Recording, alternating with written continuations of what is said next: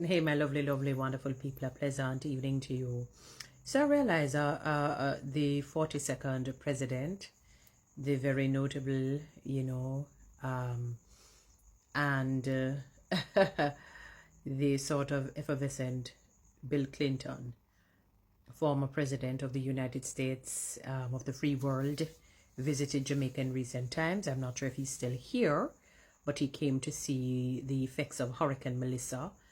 And it says the Jamaican government is exploring a partnership with the Clinton Foundation to support national recovery efforts following the devastation caused by Hurricane Melissa.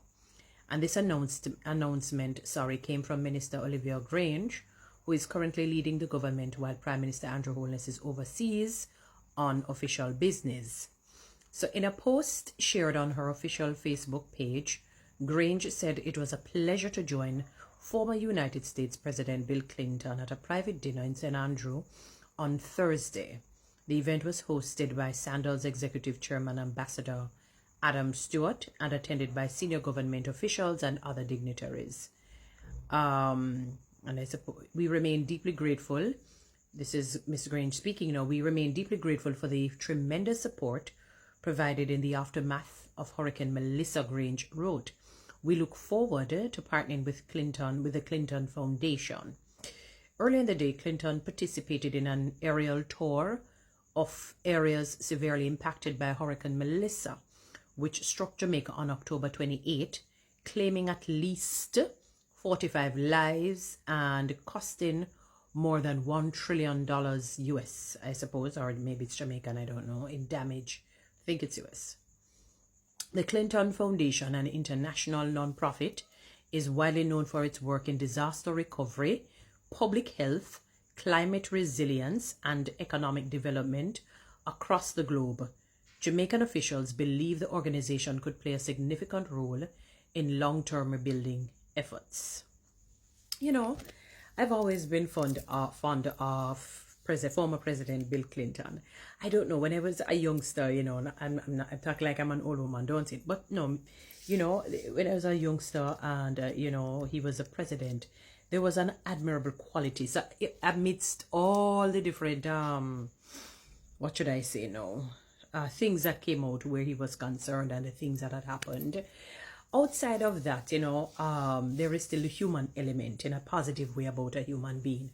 And one of them that I really admired, and a lot of people had him as the first black president, though this is a white man, I remember during his presidency, he would, for example, when he'd host different functions,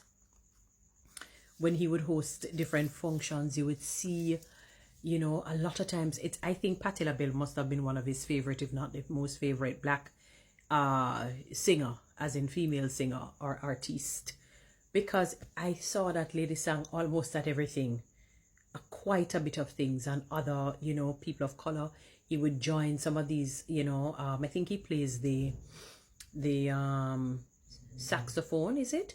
There's something that he would just, casually would play on his downtime and join in with these different, black bands and so on, and or groups or somebody who is very popular.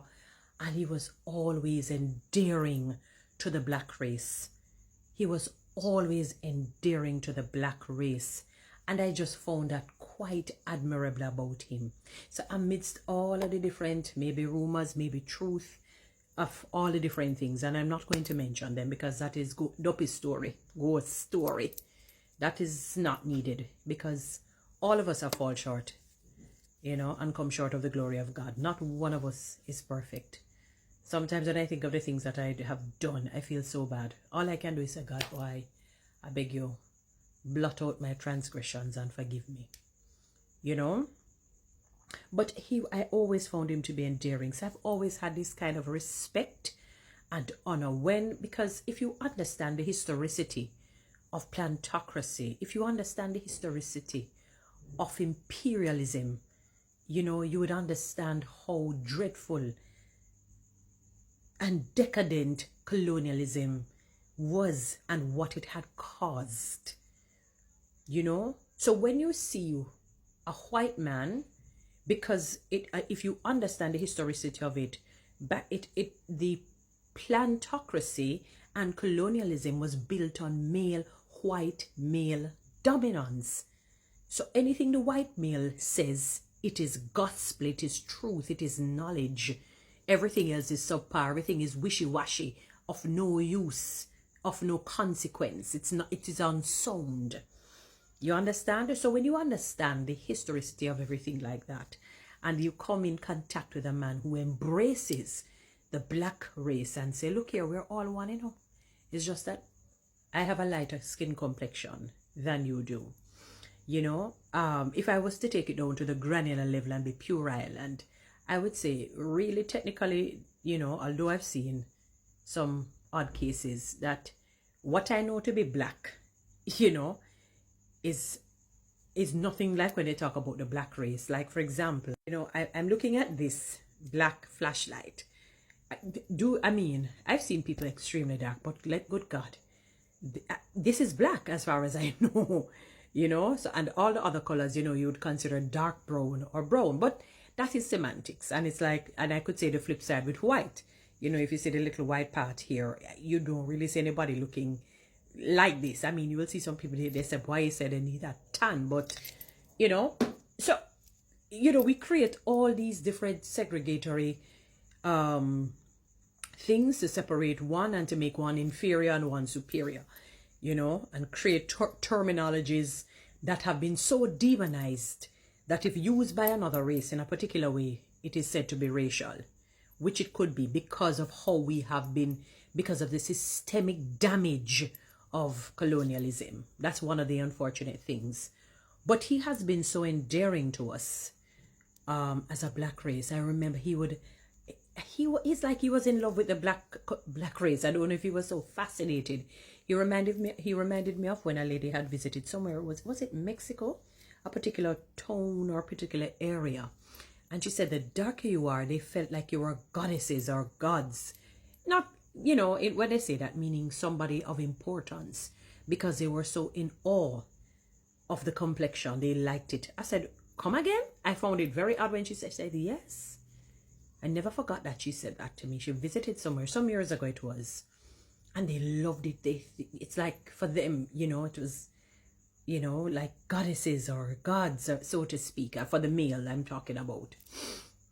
You know, we're not talking about a representation of God himself. We're talking about being of high ranking, you know, being superior, you know, of quality, of worth, you know, sort of situation. So I said, wow, that's interesting. So when I think of Bill Clinton, I kind of am sort of enamored in a sense by his presence, because he has always shown this love to the black race. I've never seen otherwise.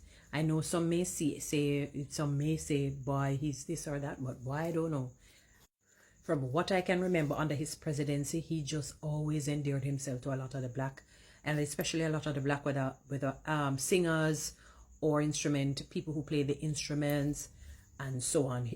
Every time I remember seeing him, you know, and I used to remember saying to myself, I said, I think Patti LaBelle is his favorite singer, because she would sing at a lot of functions that during his tenure.